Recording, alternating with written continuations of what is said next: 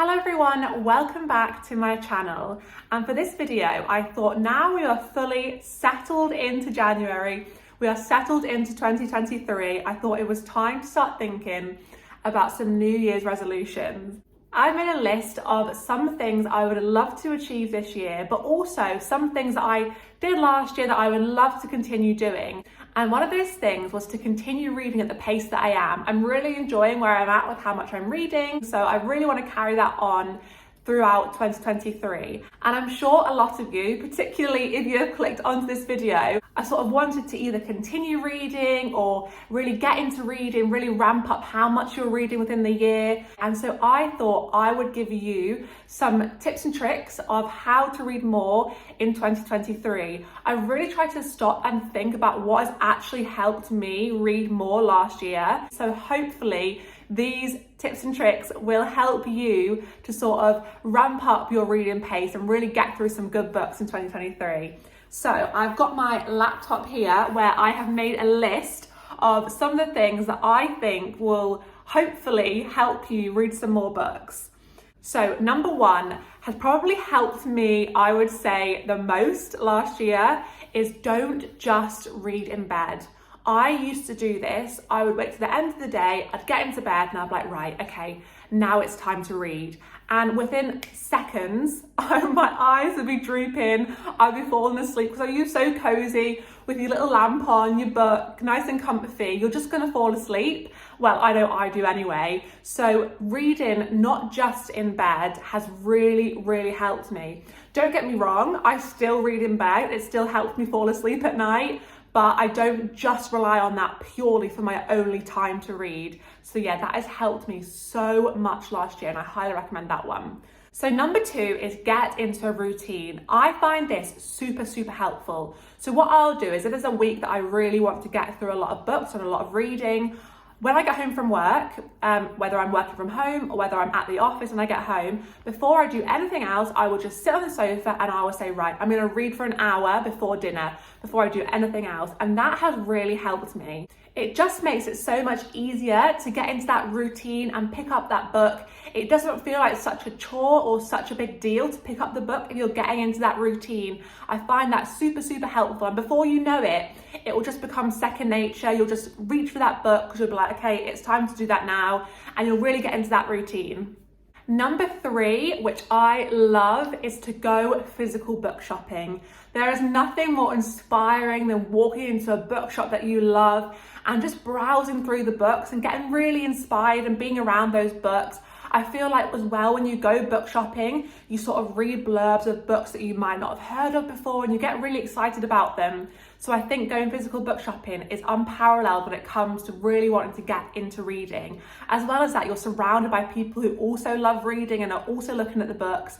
So I think this is a really good one to get you inspired and excited about picking up a book. Number four on my tips of how to read more this year is to go on YouTube, go on Instagram, go on TikTok and find out what everyone is reading because they are reading it and it is popular for a reason. It must be a good book and you can sort of trust that it's going to be a good and easy and enjoyable read if everyone else is reading it. So I think when you're getting started, you want to read those books that you know are going to be good, and then later on down the line when you're feeling comfortable, you can sort of branch out and be a bit more experimental with what you're reading. But I think when you're first wanting to get into reading, I think read those books that you know are going to be good and you know you're going to enjoy, because then that's going to spur you on to read some more afterwards. So my fifth point is to set yourself some short-term goals. And I think if you are starting out reading, if you set yourself a long-term goal of saying, for example, I want to read 30 books in the year, I think a lot of the time that can discourage you because you could be 6 months in and you've only read 5 books and you think, okay, there's no way I'm gonna hit this 30 book mark, I may as well just stop now. So I think those big long-term goals, when you're just first starting out reading, they can be a bit damaging to your progress. So I think just set some really short-term goals. Like in the next month, I want to read 2 books. Something that feels really achievable to you. And then once that month is over, you get that sense of achievement, that sense of accomplishment, and it will again spur you on to carry on reading and read some more books. So next up is to start small.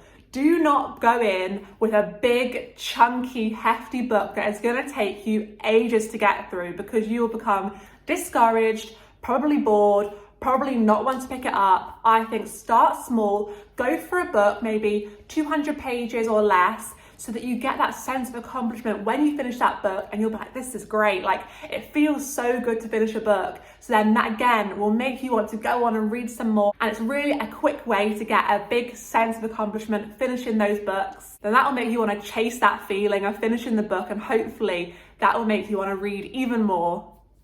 So my next tip has actually really helped me, and I think it could help you as well. So I will get public transport instead of driving. Obviously, when you're driving, you are focused on the road, you obviously cannot do anything else.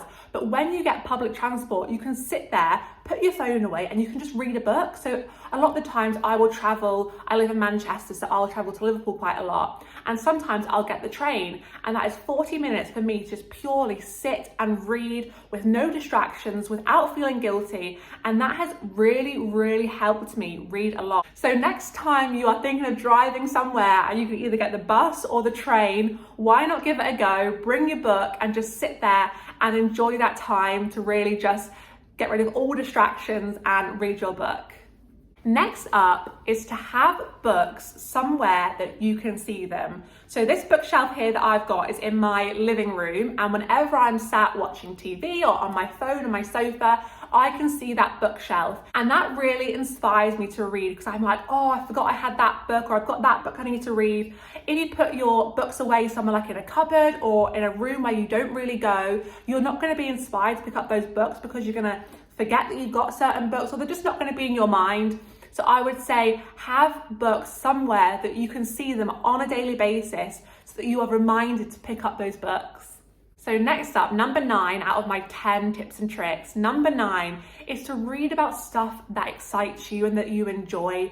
If you have a hobby and something else other than reading, then read about it. There are so many books out there written about such a wide variety of topics and themes and things, that there will be something that you enjoy. So for example, you might be really interested in the outdoors. There's so many books about the outdoors. Or you might be interested in gaming. I've just read Tomorrow and Tomorrow and Tomorrow, which is based all around gaming. There's so many different topics. So find something that you love and that excites you, and yet read about it, because there will be a book for you, and that is going to make you want to pick up that book. My final tip is to, once you've read a few books, sort of find an author that you really like and read all their books. Because you sort of know their writing style, you sort of know how they're going to write, and you know how you react to their writing, and if you enjoy it. So if you do, then just go out and buy loads of their books and just read their whole collection of books. So I think that's a really good way to sort of feel comfortable knowing what you're buying and have a vague idea that you're going to enjoy it. I mean, obviously there'll be some books that you like more than others, but I think in terms of finding a writing style that you like, I think that's a really good bet. If you've read something from them before and really enjoyed it, you're sort of safe in the knowledge that you're going to at least enjoy it a little bit. So yeah, they are my 10 tips and tricks of how to read more in 2023. I hope you have found it useful, and do let me know if you use any of these and if it has helped you. And if you have any more tips, because obviously I'm always all ears on that one, because I want to really carry on with my reading pace this year. So thank you so much for watching, and I will see you in my next video.